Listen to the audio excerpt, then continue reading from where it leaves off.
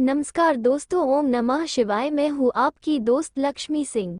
आज सुनते हैं सावन सोमवार की कहानी। एक बार की बात है, माता पार्वती ने भगवान शंकर के साथ मृत्युलोक में भ्रमण करने की सोची। माता पार्वती जी ने देखा कि पृथ्वी पर बहुत से लोग सोमवार के दिन महादेव जी की पूजा पाठ कर रहे हैं।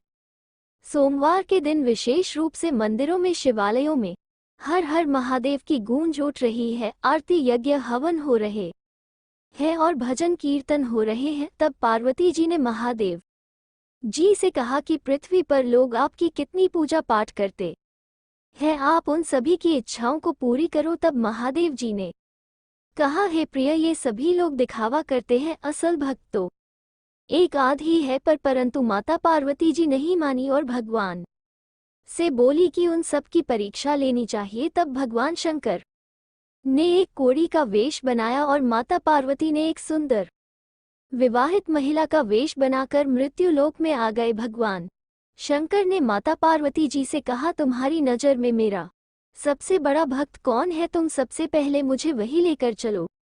तब माता पार्वती जी ने महादेव से कहा, एक ग्वाला आपका सबसे बड़ा भक्त है, वो रोज शिवलिंग पर गाय का दूध, घी, दही से अभिषेक करता है। तब महादेव जी और पार्वती जी बदले हुए वेश में ग्वाले के घर पहुंचे। तब ग्वाले ने जब कोढ़ी और सुंदर महिला को देखा तो पूछा, तुम कौन हो और यहाँ क्यों आए हो? तब माता पार्वती जी ने कहा, हम एक दूसरे गांव से आए हैं, हमारे घर वालों ने हमें निकाल दिया है। यह मेरे पति है, इन्हें कोढ़ हो गया है, हमें रहने के लिए आसरा चाहिए। क्या हम 2-5 दिन के लिए आपके घर में आसरा ले सकते हैं? मैं आपके घर का सारा काम कर दिया करूंगी, बदले में आप हमें सुबह शाम 2 वक्त का भोजन और रहने के लिए थोड़ी सी जगह दे देना। हम दोनों पति पत्नी आपके घर में एक कोने में पड़े रहेंगे। ये सुनते ही वो ग्वाला आग बबूला हो गया और गू से बोला, चले जाओ यहाँ से, मेरा घर कोई धर्मशाला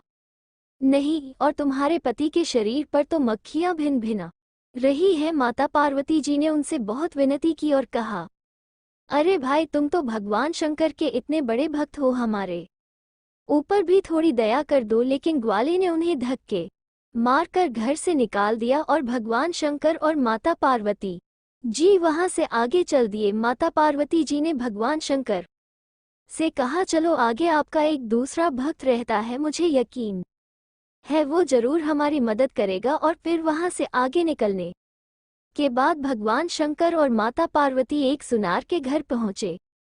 वो सुनार भी भगवान शंकर का भक्त था। वो भगवान शिव का सोने चांदी के आभूषणों से अभिषेक करता था। लेकिन उसने भी जब देखा कि एक कोढ़ी व्यक्ति उनके घर के दरवाजे पर आया है, जिसके शरीर से जगह जगह खून रिस रहा है, मक्खियां भिन भिना रही है, तो उसने भी नौकरों से कहकर उसे धक्के मारकर घर से निकाल दिया। अब तो माता पार्वती जी हताश हो गई और बोली कि हे देव, ये लोग पूजा पाठ, हवन, यज्ञ आदि तो करते हैं, फिर यह इतने कठोर और निर्दय कैसे हो सकते हैं? ये लोग किसी की मदद क्यों नहीं करते? तब देव जी ने कहा, प्रिय, ये सब केवल दिखावा करते हैं, सच्चे भक्त तो कुछ ही होते हैं। उसके बाद महादेव जी ने माता पार्वती से कहा, आओ बताओ, अब तुम मुझे कौन से भक्त के पास लेकर चलोगी? माता पार्वती ने कहा, अब मुझे कहीं नहीं जाना, सभी लोग ऐसे ही होते हैं। भगवान शंकर ने कहा, नहीं प्रिय, सब उंगलियां एक जैसी नहीं होती, कहीं तो पुण्य हो रहा है, तब भी ये दुनिया टिकी हुई है। सभी पापी होते तो दुनिया कब की खत्म हो जाती। चलो मैं तुम्हें एक सच्चे भक्त से मिलाता हूँ। जब भगवान शंकर माता पार्वती जी को लेकर इस गांव के एक कुम्हार के घर गए। वह कुम्हार बहुत गरीब था, मात्र एक छोटी टूटी फूटी झोपड़ी में रहता था। आंगन में वहीं पर चौक पर मिट्टी के बर्तन बनाता था। उसे देखकर माता पार्वती जी बोली, महादेव, मैं आपको इतने पैसे वाले अमीर लोगों के पास ले गई, जब उन्होंने भी हमें धक्के मार कर निकाल दिया, तो ये गरीब हमारी मदद कैसे करेगा? और मैंने तो इसे कभी आपकी पूजा पाठ, हवन, मंत्र आदि करते हुए भी नहीं देखा, ये कैसे आपका सच्चा भक्त हो सकता है? तब भगवान शंकर कोढ़ी के रूप में और माता पार्वती सुंदर स्त्री के रूप में उस कुंवर के घर गए, तो उन्हें देखते ही कुमार दंपति बहुत खुश हुए। उन्होंने उन्हें अपनी झोपड़ी में बैठाया और खाने के लिए छाछ और रोटी दी। कुम्हार ने भगवान शंकर के कोढ़ वाली जगह पर ठंडे जल से धोया और अपने कपड़े से उनके घाव को पोंछा और दवाई लगाई तो कुम्हारी ने माता पार्वती जी को तसल्ली दी और बोली, बेटी तुम चिंता मत करो, तुम्हारे पति जल्द ही ठीक हो जाएंगे। जब तक चाहो यहाँ रह सकती हो, हम दोनों पति पत्नी तुम्हारा बहुत ध्यान रखेंगे। महादेव जी ने माता पार्वती जी की तरफ देखा और आंखों ही आंखों में इशारा किया और कहा, देखा मेरा असली भक्त यही है। माता पार्वती जी ने भी आंखों से ही कह दिया, आप सच कह रहे हैं। उधर एक ही रात्रि में ग्वाले की गाय भैंसों ने दूध देना बंद कर दिया और उसका बहुत नुकसान हुआ। उस बनिया और सुनार का भी कारोबार ठप हो गया, क्योंकि उन्होंने महादेव और पार्वती जी का अपमान किया था। उन्हें